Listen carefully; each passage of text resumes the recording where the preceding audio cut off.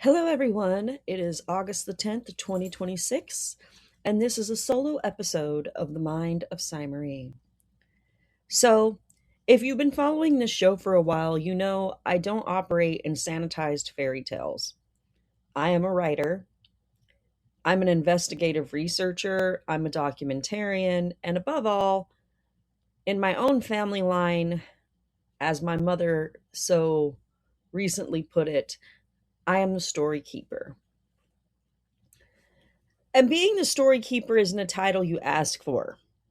It's an assignment given to you by the universe or by creator or God, whatever you want to call it. When a family line has allowed too many lines for too damn long, and someone finally has to say, no more. This is a specific type of generational curse breaker. Recently, actually, I lost two people in my family, one on my mother's side and one on my father's. However, this person who I recently lost, an elder, was a woman who was incredibly loved, who was central, and whose real history deserves to be honored with clarity. And she's not the only one. And I do feel that she has been honored with clarity. But there was something that happened following her passing that really stood out to me that I think needs to be highlighted as we consider generational traumas, denials, and erasures of history. Nonsensical phrases that are used, rewritten lineages, conflations and confusions, people hiding behind things like, it's not my story to tell, which is valid in a lot of cases. But in a lot of situations, what they're really meaning to say is, I'm too afraid to face the truth, or this is too uncomfortable for me, and I don't want to deal with it. So that whole situation can be topped off, even in its expansion, if you will, by the action of doing something that's meant to be releasing and to showcase letting go of painful past that had to be carried. But to me, really ripped my heart apart because I witnessed the only document that this beloved relative of mine had ever written about the fullness of all of her pains and her story. So today, I want to talk about what happens when families destroy their own paper trails. I want to talk about how shame, racism, the stigma of things like unwed mothers, and horribly gone wrong abortions, and the created cover stories that were produced in mid century America, and why the generations living today often still find themselves hostage to those very same lies because their ancestors didn't have the courage or the guts to speak up. So grab yourself a drink, sit back, and let's get into this. Let's start with the mechanics of how a family lie operates. It doesn't usually start with an obvious, nefarious, mustache twirling villain. It starts with a bad vocabulary and manufactured confusions. In my family, there's been this phrase that has floated around by decades that I finally called out myself, and that was this quote unquote blood by marriage. I want you to think about that phrase for a second. Blood by marriage? That is a literal oxymoron. It means nothing. You are either connected by genetics, therefore blood, or you are connected by legal or marital ties. Both are real ways to form a family, do not misunderstand me. But when you fuse them into some made up Frankenstein phrase like blood by marriage, what you're actually doing is creating a smokescreen. It's dishonest and it's misleading. You're giving people a way to talk around a secret without having to state hard facts. Here's the reality of the situation that I was navigating. My great grandmother had sisters, two of them. Among them was one named Cora and another one we called Joe. My great grandmother was Bernice. My great aunt Joe had a daughter, and that daughter was Lahala, my aunt, who I love greatly and recently passed away. But because of the era and because of the shame pushed on unwed mothers, and because Cora couldn't have children after horrific botched court hanger abortion in the family, apparently on the family farm, from what I've heard from family lore, Lahala was given to Cora and her husband Doyle to raise. That is a human story. It's a survival story. It's a story of sisters stepping up for sisters. And that's beautiful. Joe was the biological mother. Cora was the aunt who raised her. Bernice, my great-grandmother, was a sister who remembered it and told me some of these things when I was 15 years old explicitly. Which means my aunt, who was blood to every single one of us, was a full biological cousin to that entire generation. She truly was actually my third cousin. So, you see, simple, right? 3 sisters, a child born to one, raised by another. Except, if you ask the older generation today that remains, you'll get 5 different versions of a soap opera. You'll hear that Doyle got a neighbor girl pregnant to invent a cover story that completely erases Josephine from her own daughter's life. You'll hear that because she was adopted, she isn't blood. And when you point out basic biology that Josephine was Cora's full sister, you get hit with the ultimate deflection. Well, that's blood by marriage. That's just how it is. I have explosive diarrhea today and I don't have the energy for this. These things happen.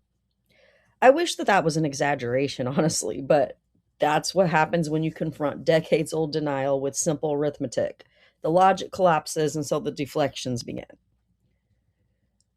The part of this whole situation that burnt in my chest, the thing that really upset every single bit of my soul, that I cannot just let it go by without saying this, is that there was a written document. That was her testimony. She wrote something down. They were her words, her history, her paper trail, and they chose to burn that. Why do people burn documents? Why does an older generation destroy the record the moment a patriarch or matriarch closes their eyes? Because a piece of paper doesn't participate in gaslighting. A piece of paper doesn't let you rewrite history when you're feeling defensive. Paper is evidence. And to a family structure built on whitewashing and sanitized cover stories, that evidence becomes a threat. So we have to look at why those lies were built in the first place. I'm not blind to the history. In the 1930s, 40s, and 50s, the societal pressures on women were brutal. Being an unwed mother was treated like a moral failing. Abortions were illegal, dangerous, and whispered about in dark corners. And on that note, I do want to emphasize here, I am pro-choice. So don't get on me about any of that. I'm just telling you guys what happened here. Let's stay on task. For Native families and families of color navigating a deeply racist society, staying respectable in the eyes of white institutions was quite literally a matter of safety and survival. And I was just discussing this with my daughter last night, where it comes to 2 particularly harmful things, such as the terms white passing compared to white presenting, and how assimilation happened in many families, and stories like this happened in order to continue to portray and convey an image of being the polite Christian family that society wanted. So they invented these cover stories. They said the baby belonged to a neighbor. They swept adoptions under the rug that created quote unquote respectable fables to protect their family names. And I do understand why they did it back then. What I cannot get over and what I will never respect is when people carry those same toxic, whitewashed lies into the present day, especially when the children and grandchildren are standing right there, actively asking, who were we? Where did we come from? What is the truth? When someone says it's not my story to tell, that's valid and we need to respect that. In a lot of ways, we also don't need to go co-opting other people's stories. But when we were present in them and they're a part of ours, they become not just that person who passed story, but our stories as well. And especially after being the closest person to someone, that isn't protecting that person. When that person is gone, they're gone. So when their children come and they want to know the truth, they want to know where they came from. Hiding behind the "it's not my story" is just self-preservation, and it's denial of their birthright to knowing their ancestral truths. It's choosing the comfort of an old lie over the dignity of a dead woman and the rights of her surviving legacy. But it wasn't my choice to make. And I'm sure her children will deal with this decision in their own ways. That's neither my decision to involve myself in or to judge in any way, and I don't. This is simply me expressing my feelings about what I witnessed. So this brings me to the core of why I'm recording this episode today. Every family line operates in secrecy. Let me go back. Every family line that operates in secrecy eventually produces an anomaly.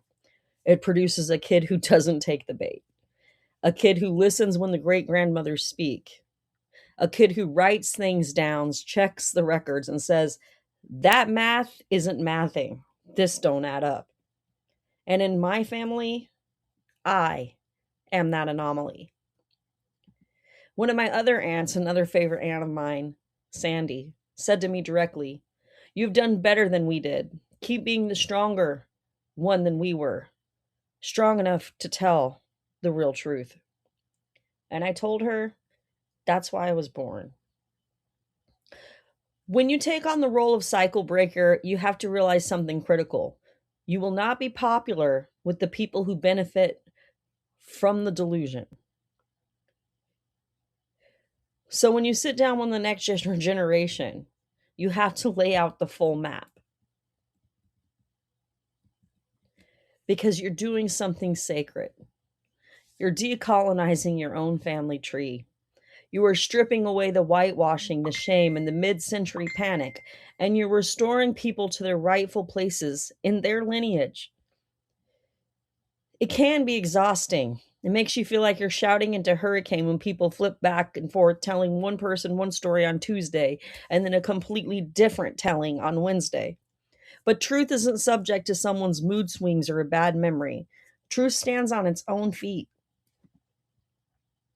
So if you're listening to this right now and you are a quote unquote problem child in your family because you refuse to repeat the script, I want to validate you. If you are the one who gets called disrespectful because you won't pretend a lie is real, keep being disrespectful. Because respect that requires you to erase real women, real mothers, and real history isn't respect at all.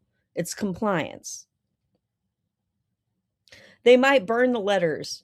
They might hide behind non sequiturs and stomach aches when the questions get too direct. They might tell you that's just the way it is. But you don't have to carry the torch of their shame.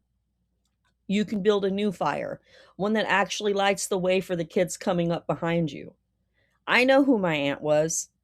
I know her stories. I know what my great-grandma Bernice told me with her own mouth.